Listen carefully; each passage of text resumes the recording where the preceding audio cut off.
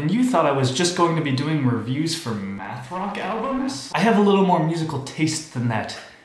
Okay. Hey everyone, it's Philip here, the guy who listens to more than one genre of music, and it's time for another album review. One of you messaged me and asked what I was drinking in the last video, so today I'm drinking Turkish coffee with soy milk, and I realized I greatly enjoy having a drink by my side for these. So I think I'm just gonna be doing this for every video for as long as I live. Sometimes you don't know what to do with your hands, so it's nice to just... And today we're going to take a look at Here We Go, Jack. This is the first full-length album by Vulfmon keyboardist, guitarist, and drummer Jack Stratton, now also known by his alter ego name, Vulfmon. Now let's be clear, 9 of these 10 songs on the record have already been released as singles. But the oldest single, How Much Do You Love Me, featuring Jacob Jeffries, only came out 2 months ago. So I guess you could call this the definition of a soft album release. Because by July 27th, we already had access to 9 of these tracks. But hey, they all came out pretty recently, and now they're technically all part of the same album, so I think it's worth taking a look at them all together. You know, whenever I listen to Vulfpeck, I kind of get the feeling that Jack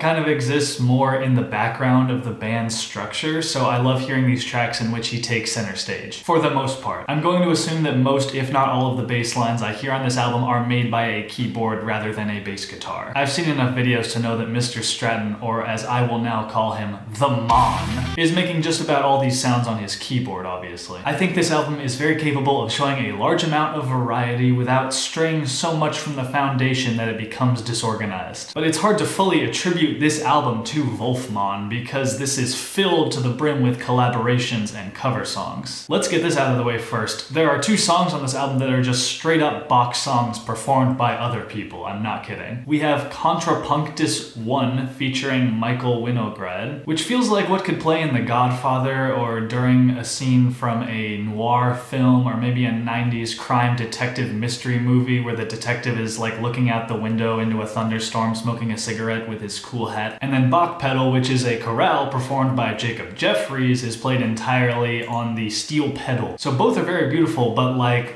what is Vulfmon doing? Obviously he's mixing the songs, but for the credits for Contrapunctus 1, he's just credited as the conductor. I don't know, I don't think Michael Winograd needs a conductor. But in any case, I know Jack is still the one putting this music together for the most part. So I think it'll be easier for me to just look at this as an album of many different artists and not just Jack. And just about the whole rest of the album is the funky goodness that we would expect a member of Vulfpeck to create. How Much Do You Love Me with Jacob Jeffries just sounds like these guys are having a blast. I listened to it and thought, this just has to be one take of 2 or 3 people jamming, and I looked it up on YouTube and it turns out I was right. Jacob Jeffries has a pretty unique voice, doesn't he? I did not expect that voice to come out of this guy. Jack's rendition of Boogeyman serves as some perfect background music to work to. That's a compliment, by the way, because I'm very particular about my background music. It really is just a jam track, so I feel like this is something that people will enjoy most if they're the ones playing the music.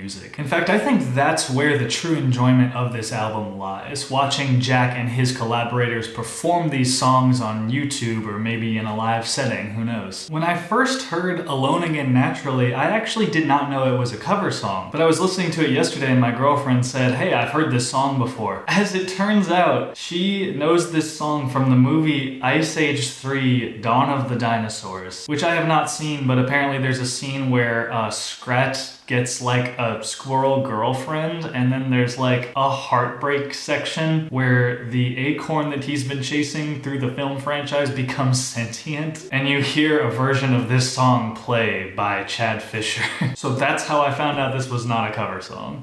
This rendition though is probably my favorite piece on the whole record. Monica's voice is about as soothing as it gets despite the sorrowful premise, and the jazz flute solo at 141 is truly immaculate. Then it's a total change of pace and takes me to a higher place. The bass line is so liquidy and wet. And there's like a light snare march groove in the background, really cool. There's a good progression on this song, definitely. Never Can Say Goodbye with David T. Walker and Solomon Dorsey mixes a beautiful, funky, jazzy bass line with what sounds to me like a very Americana Western style guitar lick. This fusion is honestly fantastic to me. I think David Walker is from Oklahoma, so that explains this style of guitar, definitely. Let's Go with Mike Viola is much more driving than anything we've heard at this point. This one is originally a Cory Wong song called Airplane Mode, and then it was combined with some composition that Jack came up with, and then from there he added all the extra stuff. 7 people total contributed to this one. There's a synth solo like halfway through, and it sounds like it's ripped straight out of a Jamiroquai song. This song has the weirdest ending though.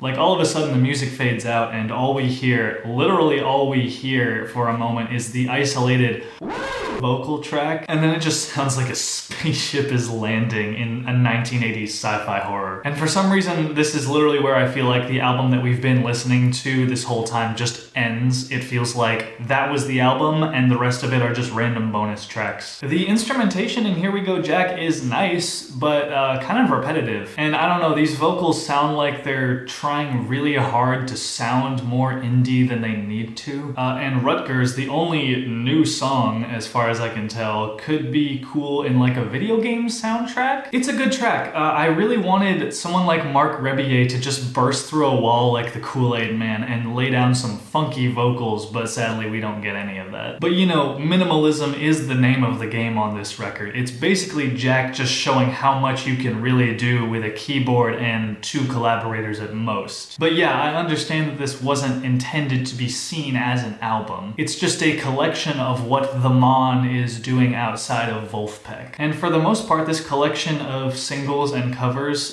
predominantly collaborations, is superb. Obviously, Vulfmon is a very talented artist and is responsible for mixing everything, but I think most of the credit here goes to the collaborators. The amount of talent that came together to make these songs possible is amazing, really. It almost feels weird that this album is attributed to Vulfmon on Spotify and not various artists. But I suppose when he's not supplying the music, he's mixing or orchestrating or conducting. Look, I don't need to sit here and explain to you why this is worth listening to. Everyone that worked on this album are better musicians than most. Definitely worth a listen. Even if you're not into this kind of stuff to begin with, I still do think there's a lot to offer here. And Vulfmon has proven to be an extremely talented individual in the band as well as in his side projects. Let me see if I can find this clip with the freaky acorn. How is this allowed? The first Ice Age movie was such a beautiful, fantastic film. How did it come to this? This should be illegal.